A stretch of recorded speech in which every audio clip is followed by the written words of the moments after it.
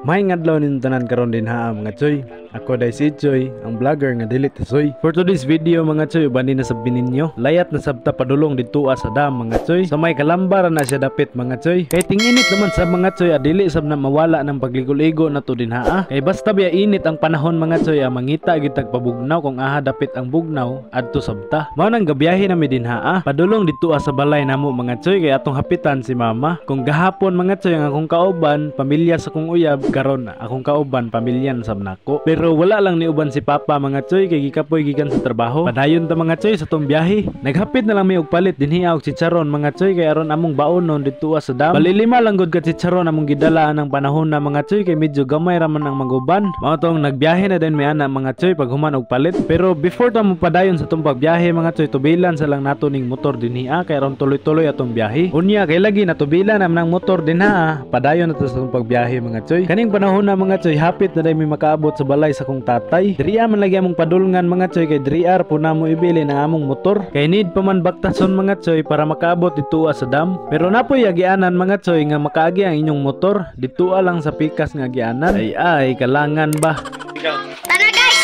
Unya kay sama sa kong gisulti mga choy nga igo ra namo ibili ng motor dito la tatay. Wala na pud mi naglangan din ha mga choy, nagbaktas na mi padulong dito sa dam. Grabe gid pud kalayo ang baktasanan mga choy, nya motabok payud ka og suba aron makaabot dito sa dam. Unya kay naman lagi mi bata nga kauban mga choy, dili man makatabok sa suba. Mao nga kuha na lang gikugos din ha mga choy, kay basin mohilak nya ibili nato dinhi ba. Init na ra ba kayo? Dili ra man sab kayo taas ang suba nga tabukanan mga choy. Mao nang dali ra gyud pud mi nakatabok dinhi nga dapita. Mao nang sigail Ismail lang gihapon bisag nagadamag na. Pag human na mong tabok sa suba mga choy, nakaabot na sa mi dinhi sa pinakalas nga view sa dam. Ug diriya na lang pud mi nagplastar sa ibabaw mga choy, kay murag na may kahoy dinhi kasilungan. Kay lagi mga choy init man gid kaayo, mao nang nangita gid mi kasilungan dinhing dapita. Kay kani laging arte ta mga choy, dili gid ta kagwantag magpainit ba. Kay basin yag masayang ang gluta. Char lang. Manang pag-abot namo mga choy, ako na lang pud dayon ginahinayag plastar ang tent dinha mga choy, kay ron natay maingkuran. Gamit biya sab ning tent mga choy, basta gani init ang panahon. Pero mas nindot gyud ang tent mga choy, basta namos ilaw ang kahoy, kay bugnaw siya ingkuran og tulugan. Pero sad to say mga choy, wala na taod ang tent dinha kay naguba man. Unya wala na gid pud nakaagwanta sila mama og sila gail dinha. Nangaligo na sila sugod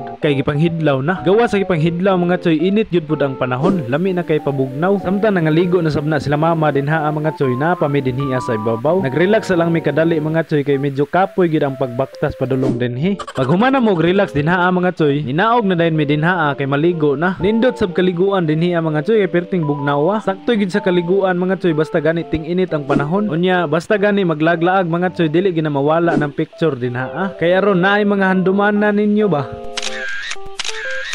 Gitugnaw na pud na si Tisoy dinha mga choy, samtang sila Jared ug Gail nagligid-ligid pa. Grabe yung sadya. Pag human nila og ligid dito ang dapita mga choy, nibalhin na sab sila dinhi kay magpasirit daw lagi sila. Si Jared lang ang unang nisirit dinha mga choy, kay lain daw kayo og magdungan sila. Nisunod na lang pud na si Gail dinha mga choy, kay aron maapil pud sila sa vlog ba.